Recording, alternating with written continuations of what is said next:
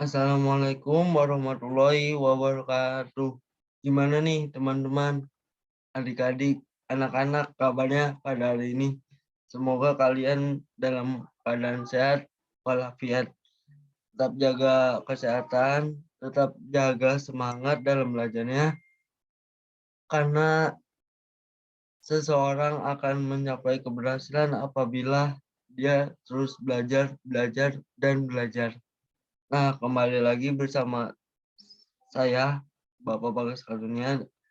Di sini saya akan mencoba melanjutkan materi yaitu listrik statis. Nah, sebelum memahami materinya, untuk absensi hari ini dicek ya di Classroom.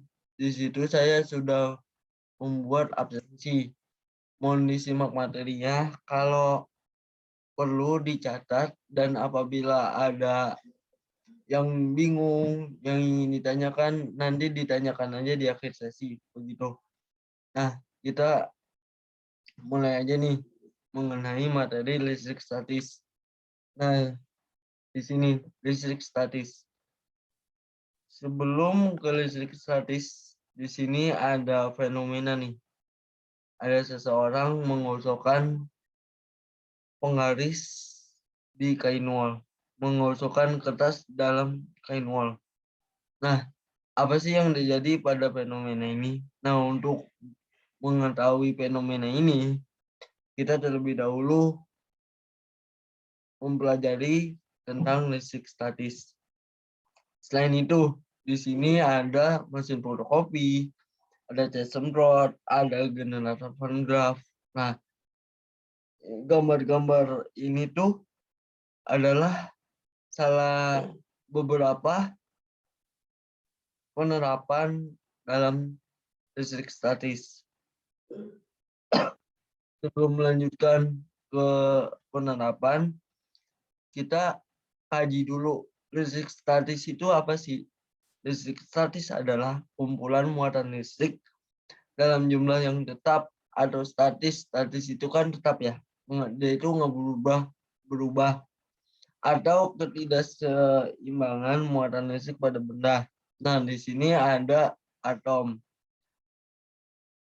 di mana di dalamnya ada muatan positif, ada muatan negatif yang saling berkumpul dalam keadaan statis atau ketidakseimbangan muatan listrik pada benda ini, seperti itu. Nah, tujuan pembelajaran hari ini adalah yang pertama mampu memahami muatan listrik, mampu memahami hukum Coulomb, mampu menjelaskan prinsip kerja elektroskop, dan yang terakhir mampu menyebutkan gejala kelistrikan dalam kehidupan sehari-hari. Nah, berarti ada empat topik yang akan kita bahas pada hari ini, yaitu muatan listrik, hukum Coulomb, elektroskop, dan gejala-gejala atau penerapan kelistrikan dalam kehidupan sehari-hari. Nah, ternyata dalam Islam juga dijelaskan dalam Al-Quran mengenai kelistrikan loh.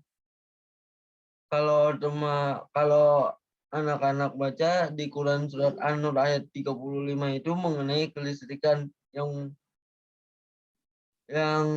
mana auzubillahi minasyaitonirrajim.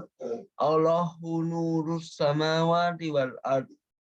Masalun nuri kamis kawating biha misbahul misbahu fi jajah al jajah kannaha kawkabun durriyung yuqadu min sajaratin mubarakatin zaitunatil la sarikiyati wala goribiyati yakadu jauh Tuhan di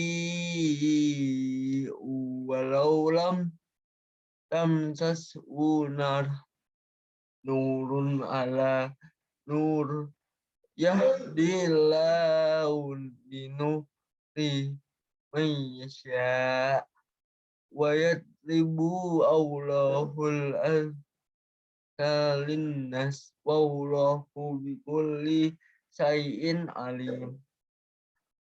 Allah pemberi cahaya kepada langit dan bumi. Perumpamaan cahayanya seperti sebuah lubang yang tidak tembus, yang di dalamnya ada pelita besar. Pelita itu di dalam tabung kaca, dan tabung kaca itu bagaikan bintang yang berkilauan, yang dinyalakan dengan minyak dari pohon yang diberkahi, yaitu pohon zaitun yang tumbuh tidak di timur dan tidak pula di barat. Minyaknya saja hampir-hampir menerangi walaupun tidak disentuh api. Cahaya di atas cahaya berlapis. Allah memberi petunjuk kepada cahayanya bagi orang-orang yang Dia kehendaki.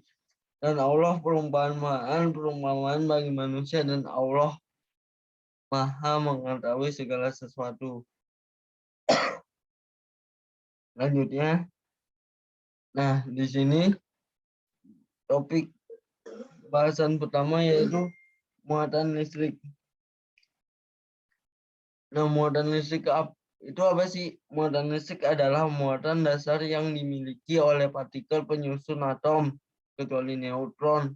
Kalau karakteristik muatan dasar hanya dimiliki oleh proton dan elektron. Nah, di sini namanya muatan itu pasti ada yang positif, ada yang negatif. Nah, neutron itu sebenarnya tidak masuk karena tidak memiliki karakteristik muatan dasar. Muatan-muatannya itu ada jenis, yaitu ada positif, ada negatif. Nah, dalam fisika besaran dari muatan listrik disimbolkan dengan Q besar atau Q kecil dengan satuan dalam SI yaitu Coulomb atau C, yang diambil dari nama fisikawan Prancis Charles Augustin de Coulomb. Nah, untuk rumus dari muatan listrik sendiri adalah Q besar sama dengan N kecil dikali E besar. Nah, Q besar itu muatan listrik, yaitu satuannya itu Coulomb, N itu jumlah dari elektron itu sendiri, dan E itu muatan elektron dalam satuan Coulomb. Nah, di sini ada sifat-sifat muatan listrik. Nah, apabila muatan listriknya itu sama bertemu, itu akan tolak-menolak. Di sini jika kalian lihat, kalau positif dengan positif, dia akan saling tolak-menolak, di mana yang sebelah kanan itu ke X positif, dan sebelah kiri itu ke X negatif, tidak bertemu. Seperti itu. Begitu pula yang negatif, dia juga saling tolak-menolak. Nah, apabila muatan itu didekatkan yang berlawanan jenis, artinya itu positif dan negatif, maka akan tarik-menarik. Apabila positif itu di sini itu semisal X positif akan bertemu dengan negatif yang X negatif. Jadi saling tarik-menarik apabila muatannya itu lawan jenis. Seperti itu. Nah, untuk contoh soalnya, dua buah muatan masing-masing 20 mikrocoulomb dan 24 mikrocoulomb terpisah pada jarak 12 cm.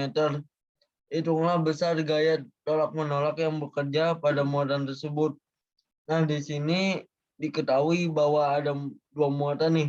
Q1 itu 20 mikrocoulomb dan Q2 itu 24 mikrocoulomb.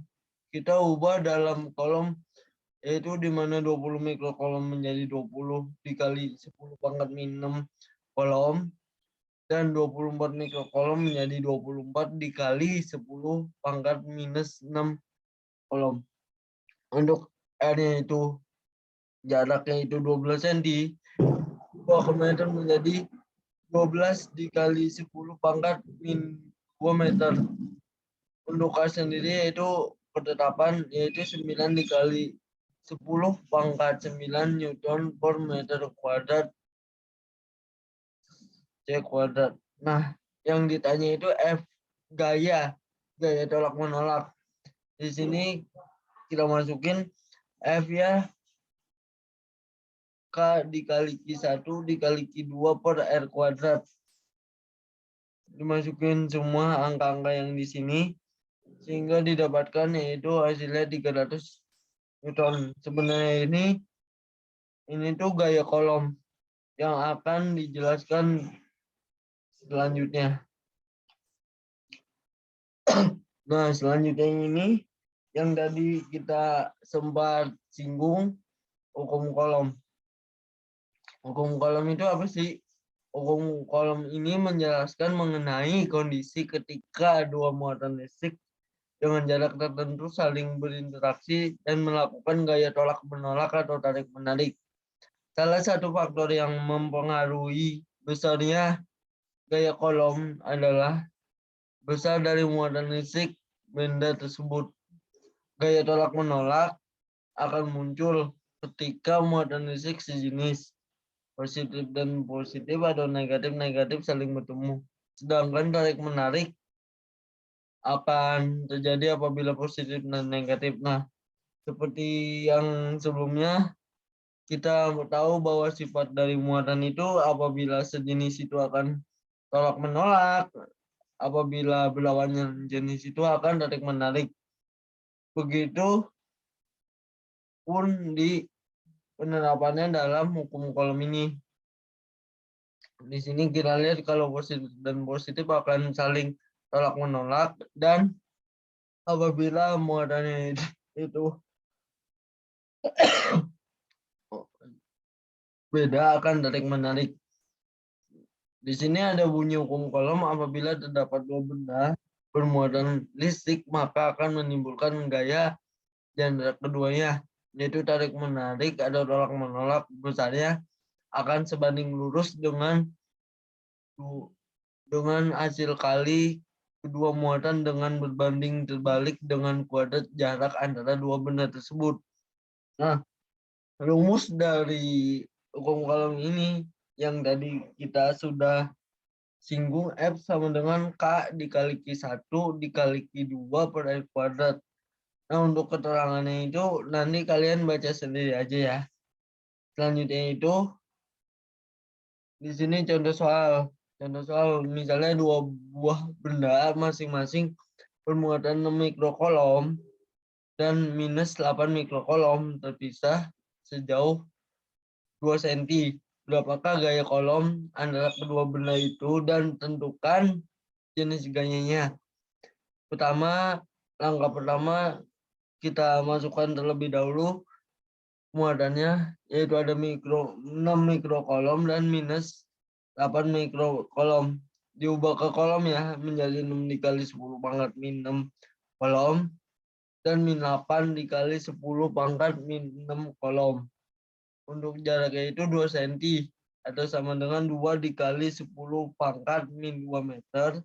Untuk kayak itu ketetapan 9 dikali 10 pangkat 9 Newton meter kuadrat per cm per kolom kuadrat. Ditanya itu F atau gayanya.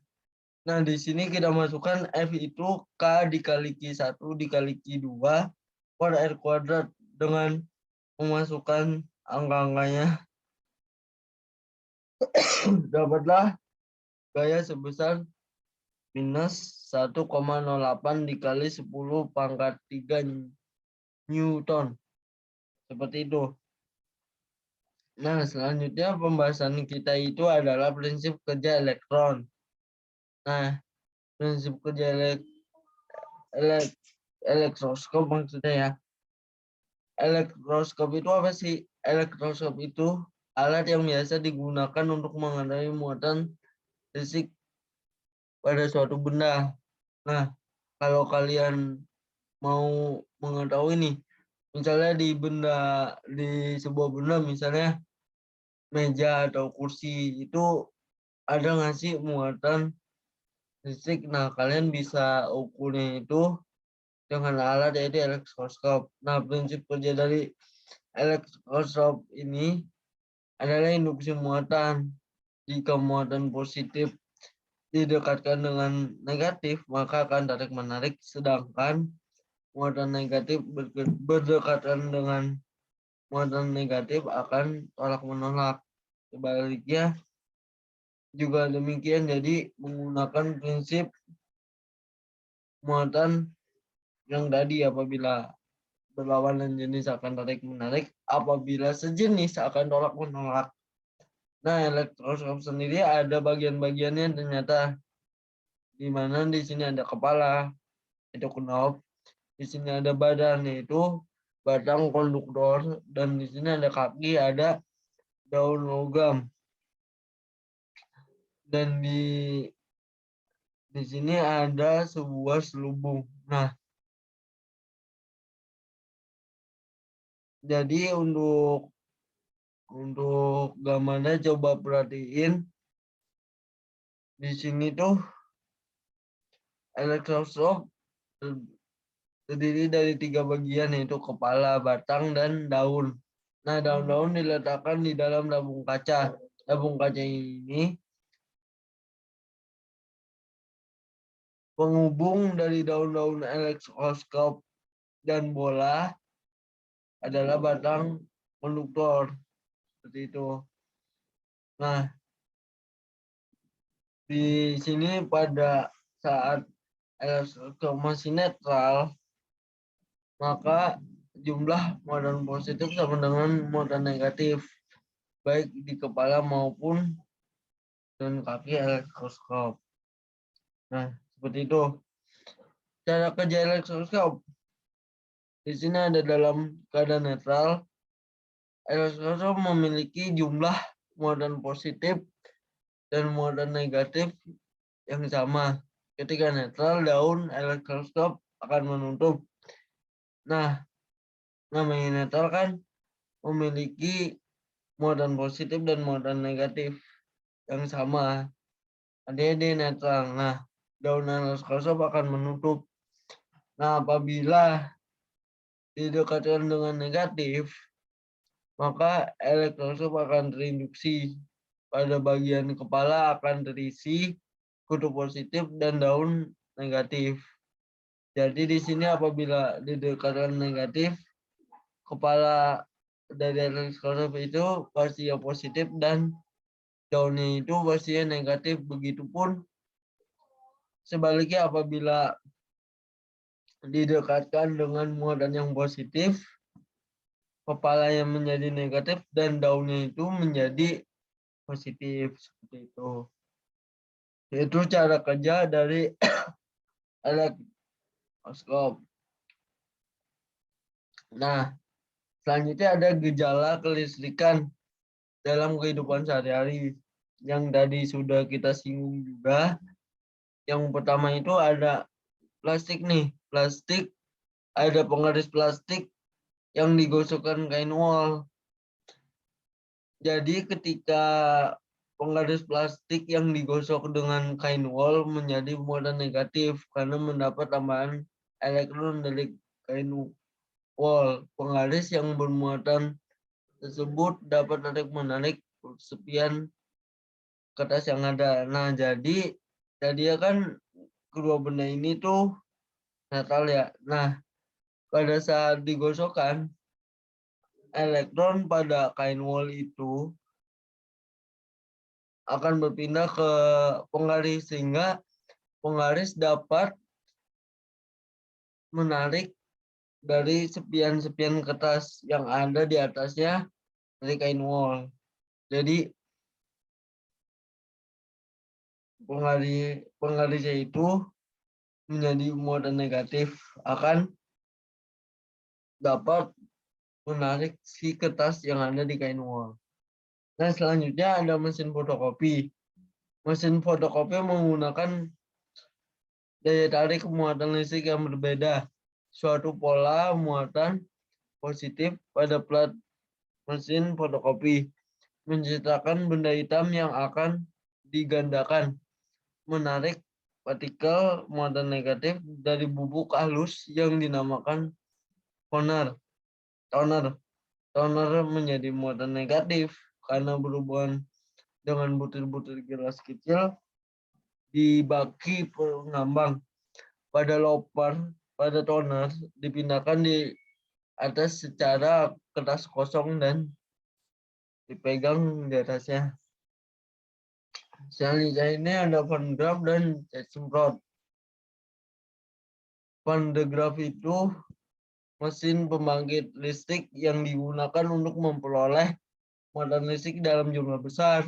Prinsip kerja Van de Graaff menghasilkan muatan listrik dengan cara menggosok. Dan selanjutnya ada cat semprot.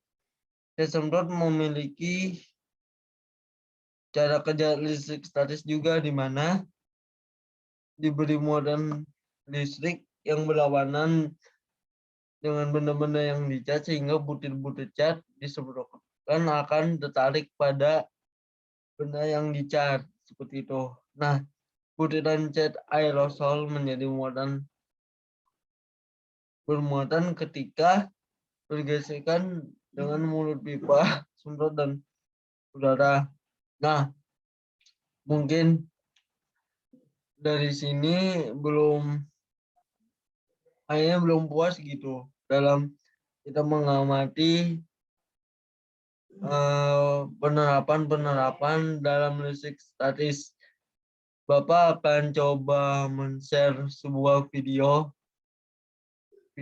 mengenai listrik statis ya. Sebentar dong. Tolong disimak terlebih dahulu videonya. Sebentar, Bapak akan membukakan sebuah video mengenai percobaan listrik statis seperti itu. Nah, di sini coba sebentar.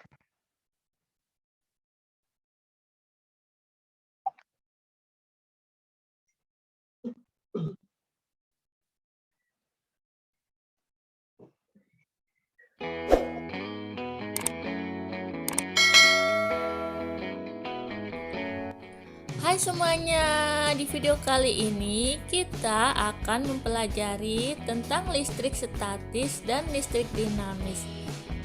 Untuk mempelajarinya, kita perlu menyiapkan beberapa benda untuk percobaan, yaitu penggaris plastik dan juga kertas. Nah, di sini aku sudah menyiapkannya ya teman-teman. Pertama, kita potong-potong dulu kertas. Nah, di sini percobaan nih tentang tadi penggosokan penggaris pada kertas. Kertasnya menjadi ukuran kecil-kecil.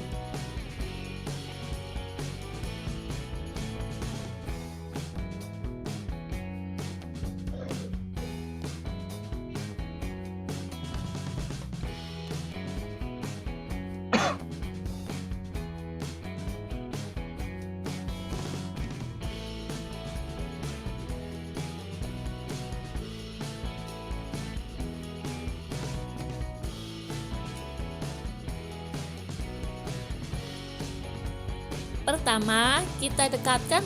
Nah, tadi kan kertasnya itu dipotong-potong menjadi kecil-kecil ya. Nah, di sini penggaris ini akan didekatkan kepada potongan kertas yang tadi sudah dipotong-potong. Penggaris listrik pada potongan-potongan kertas ini ya teman-teman. Kita lihat hasilnya. Nah, tidak terjadi apa-apa kan? Sekarang kita coba gosok-gosokkan penggaris tadi ke rambut yang kering. Kamu bisa minta bantuan teman kamu ya.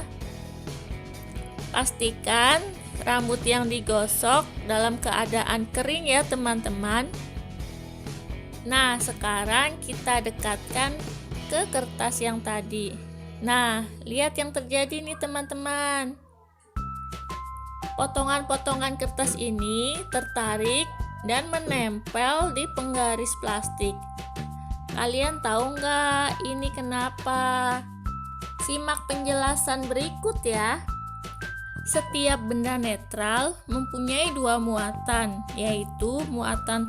Nah, tadi kan sebelum digosok itu penggaris plastik memiliki muatan netral dan rambut juga memiliki muatan netral. Ketika digosok, dari elektron yang ada di rambut akan berpindah ke penggaris plastik. Positif dan muatan negatif dalam jumlah yang sama. Saat penggaris plastik digosok-gosokkan pada rambut kering, elektron dari rambut berpindah ke penggaris. Dan akibatnya penggaris plastik kelebihan elektron dan menjadi bermuatan negatif. Ketika penggaris plastik bermuatan negatif didekatkan pada potongan-potongan kertas, muatan negatif pada kertas menjauhi penggaris. Sisi kertas yang dekat penggaris menjadi bermuatan positif, sehingga potongan-potongan kertas akan tertarik oleh penggaris plastik. Nah, tarik-menarik antara muatan pada penggaris plastik dan potongan kertas ini merupakan salah satu bentuk gaya listrik. Selama potongan kertas menempel pada penggaris plastik, terjadi perpindahan muatan listrik. Setelah muatan listrik pada potongan kertas dan penggaris sama, kedua benda itu akan saling menolak atau melepaskan diri. Akibatnya, potongan-potongan kertas akan terlepas dari penggaris.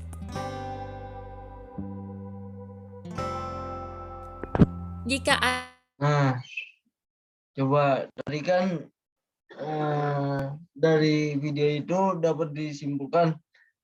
Jadi itu sebelumnya kan rambut sama penggaris plastik itu bermuatan netral. Nah, kita mau menarik sebuah potongan kertas nih, potongan kertas kecil. Nah, sebelum digosokkan kepada kertas-kertas kecil, penggaris plastik tidak bisa menarik kertas-kertas. Nah, untuk dapat menariknya itu kita gosokkan pada rambut seperti itu. Nah, elektron dari rambut itu akan berpindah ke penggaris. Akhirnya penggaris plastik itu menjadi muatan negatif. Nah, apabila penggarisnya sudah negatif, apabila kita dekatkan dengan si kertas-kertas kecil itu yang pada bagian negatif pada kertas akan tolak menolak dan bagian positifnya akan tarik menarik seperti itu. Nah, untuk pertemuan berikutnya kan praktikum nih. Nah, sebelum mencoba praktikum sendiri-sendiri, Bapak akan mencoba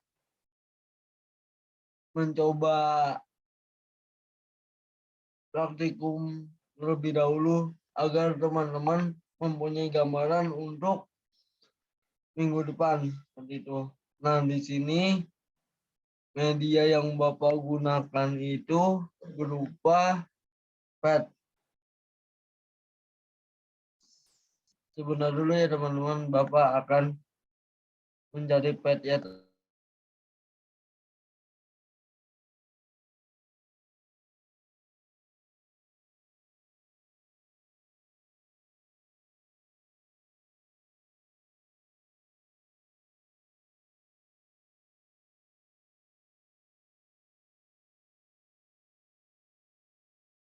Nah, di percobaan di pad ini, di sini ada sebuah baju kain wol, ada dua balon, dan ada sebuah ini kain wol, ini baju berbahan wol gitu. Nah, sebelum diapa-apakan artinya belum kita praktikum, setiap benda memiliki muatan netral, yaitu ada positif dan ada negatif. Di sini baju positif ada negatif bermuatan yang pasti, dan di balon juga Di dalamnya ada muatan positif dan muatan negatif. Nah, coba deh balon ini kita gosokkan kepada baju. Gosok, gosok, gosok. Nah, pada balon ini akan menjadi negatif. Nah, kenapa sih seperti itu? Karena di balon ini afinitas elektron itu lebih tinggi daripada baju ini. Jadinya elektron pada baju akan berpindah ke balon sehingga balonnya menjadi muatan negatif. Nah, apabila sekarang yang kuning nih kita gosok-gosokkan juga, tuh hasilnya sama, negatif.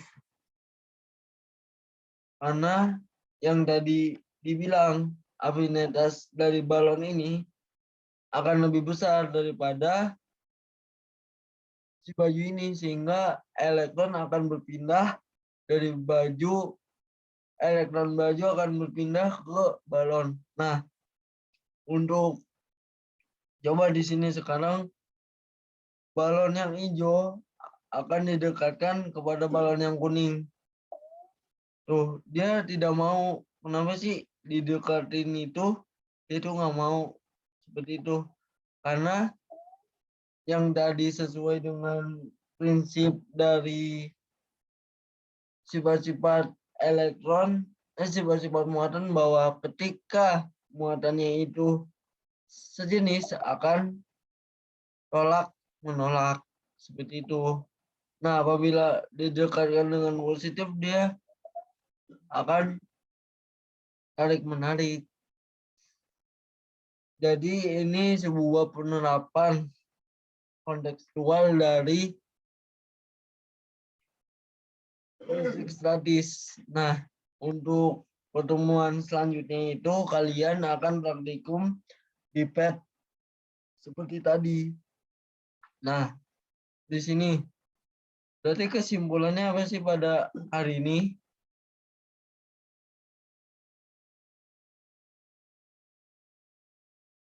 Yang pertama, tadi kan kita membahas listrik statis. Listrik statis adalah muatan listrik dalam jumlah tetap ada ketidakseimbangan muatan listrik pada benda.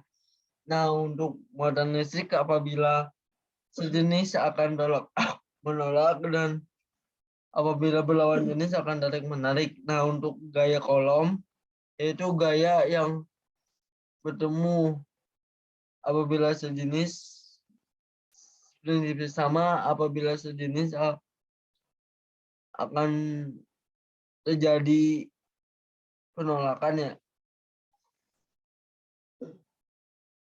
Dan apabila berlawanan jenis akan saling tarik menarik seperti itu. Nah, rumusnya itu F sama dengan K dikali Q1 dikali Q2 per R kuadrat. Untuk keterangannya, F itu gaya listrik, satuannya Newton, K itu ketetapan, satuannya itu besarnya itu 9 dikali 10 pangkat 9 Newton meter kuadrat per senti per kolom kuadrat. Q-nya itu muatan, satunya kolom, dan R itu jarak, satunya itu meter, seperti itu. Nah, elektroshock tadi alat yang digunakan untuk mengetahui muatan listrik pada benda. Nah, prinsipnya itu induksi muatan, di mana positif didekatkan dengan negatif akan tarik menarik, begitupun sebaliknya menggunakan prinsip muatan tadi. Nah, untuk penerapannya itu ada penggaris yang digosokkan dengan kain wol, ada mesin fotokopi, generator Van de Graaff, dan cat semprot. Baik, mungkin itu saja yang Bapak dapat sampaikan pada pertemuan kali ini. Terima kasih yang sudah menyimak videonya. Bagi teman-teman, anak-anak yang kurang mengerti, kita lanjut diskusi aja di grup WhatsApp. Tetap jaga semangat, tetap jaga kesehatan, dan semangat terus dalam belajar. Wabillahi taufiq walhidayah. Wassalamualaikum warahmatullahi wabarakatuh.